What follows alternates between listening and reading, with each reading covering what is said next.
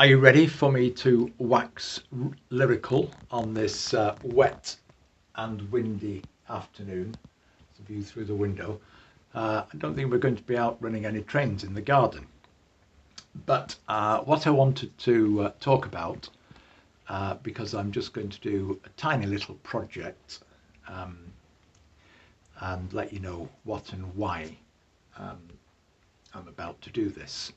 And basically, the introduction to this, and probably the title, is that my desire, while I was still working, 10, 15 years ago, I don't know, maybe more than that, was to have some live steam running in the garden, and my expectation was that it was going to be a 32mm gauge track and something of the SM32, and I'll say a little bit about why, or 16mm to the foot scale, and I'll say a little bit why that was the expectation.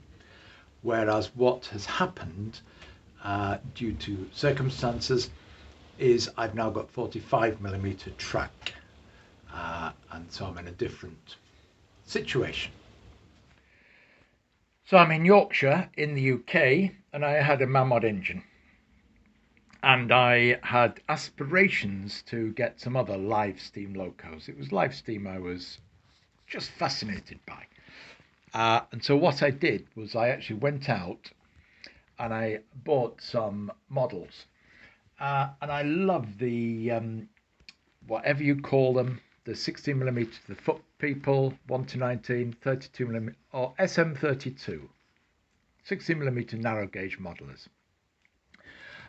because it's British outline. Here I am in Yorkshire in the UK, so it's British outline, and also they did scratch building. It was not particularly an expensive hobby. You might spend a fair bit on a steam loco.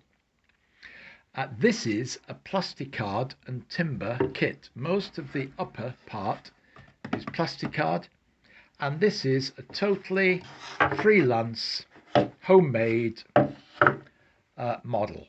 Okay, I didn't make it. I bought it, and I bought one or two other items.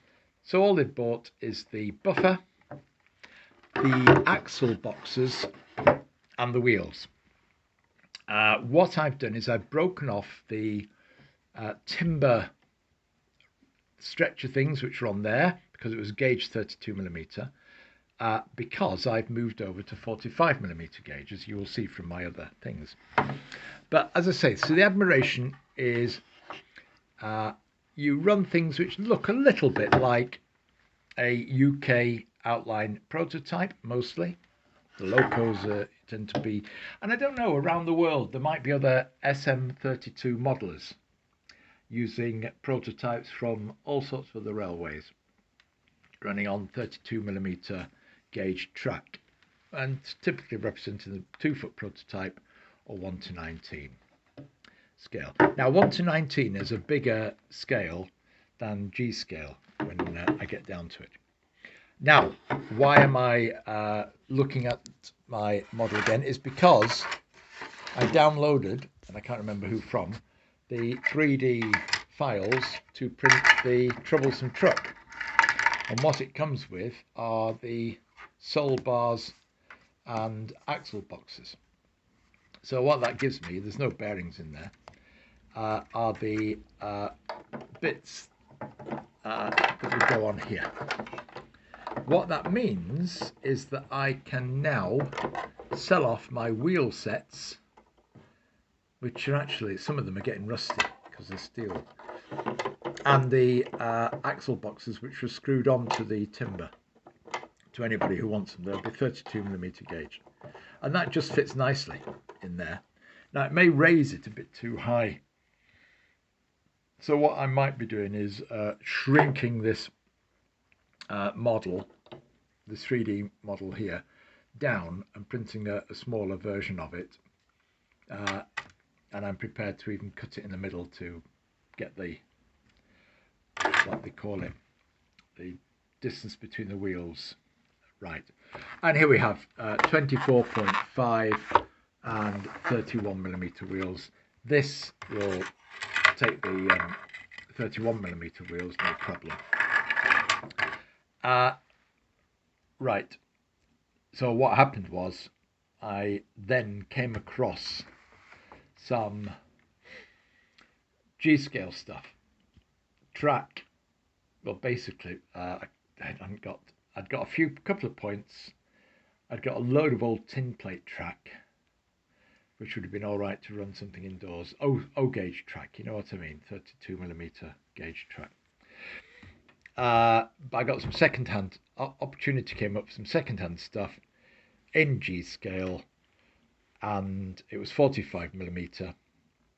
I hadn't spent so much, and I was not happy with my Mamod anyway. The Mamod wouldn't pull the skin off a rice pudding, and I even had got a upgraded Mamod with lubricator, all the things, you know, to make it into a better machine, but it wasn't a decent machine at all. And track powered stuff that I was able to get going back 10 years or more in G scale worked reasonably well, and you can also get live steam. So I thought, okay, do the live steam, re-gauge this, build my own stuff. There's a couple of really nice kits that have been built up there at 45mm gauge. I built this one, 45. I ordered the 45mm. Well, I got the 45mm gauge kit. I can't say I ordered it. It happened to be end of line, decommissioned, and no longer available at the time that I bought it. And so I was buying an out of production stock, and it happened to be available in 45mm gauge.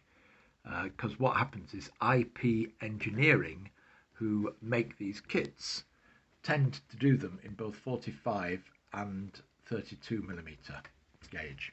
So if I just glance at this again, because I'm saying gauge and scale a lot. So I am what's called G scale. What I'm really is 45mm gauge. It's my track that I've got. Generally, if you buy commercial stuff, LGB stuff, it's 1 to 22.5 because it's representing continental meter gauge. But I also have a couple of Playmobil models. Some people would say that is 1/2 inch to the foot. That's 1 to 24. It's not far different. And I can use die-cast models, which are at 1 to 25. That's what it says on the box of the die-cast models. So I've got 1 to 25 die-cast models. It's often done sitting on 1 to 22.5 flatbed trucks. And it looks fine, you know, it's a die-cast model, but it's a little bit smaller. So as you're going down, as you're going up in the numbers here, the thing's getting smaller. You can even get 1 to 29. Now I've got a Hornby Hogwarts Express, which is probably nearer to 1 to 32 scale, which in the UK is gauge 1 and was used for prototypes, which would be standard gauge locos running on 45mm gauge track. So that would be gauge 1, usually as lower profile track, but 1 to 32. So this is even smaller. So it looks completely out of scale when compared to the 1 to 22.5, which is much larger. And then this stuff, you can already see by the time I get wheels on it, it's going to be much larger than that stuff in the background. I don't know what scale that was meant to be at. So maybe it's oversized, you know. But I don't think I paid a lot for it.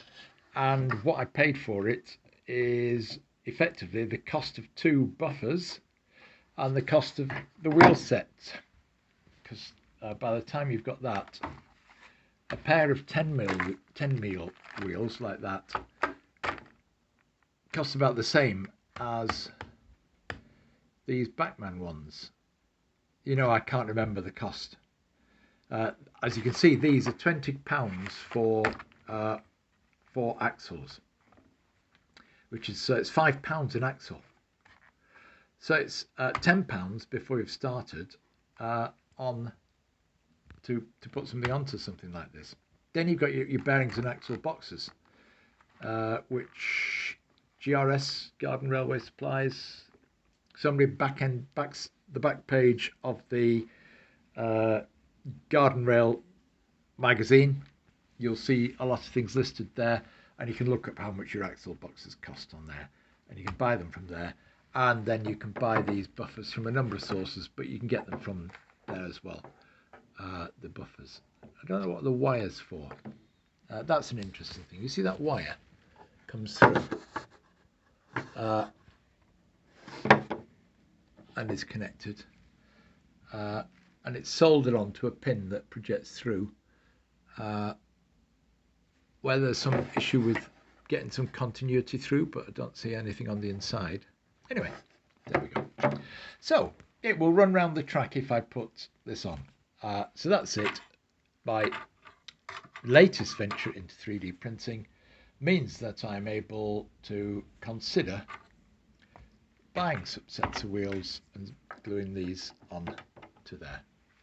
But it just tells you a little bit about the history and why in my other videos you see me butchering this sort of stuff, the G-scale stuff, to make it more UK outline, and why I'm interested a little bit in kit bashing, changing prototype stuff, and why I am in awe and admiration of the SM32 gauge or 60mm narrow gauge modelers who scratch build their own stock or assemble beautiful things like that from kits, and make something that looks really attractive, which you can't buy ready-made in plastic from the standard suppliers. I hope you found that bit of history interesting. It's not a build project because there's hardly a lot of building going to go on with this, just fastening that on. My biggest issue is identifying some bearings. You can print out, it doesn't matter, it needs some bearings, print it, get some brass bearings, whatever. There'll be a way of sorting the bearings out.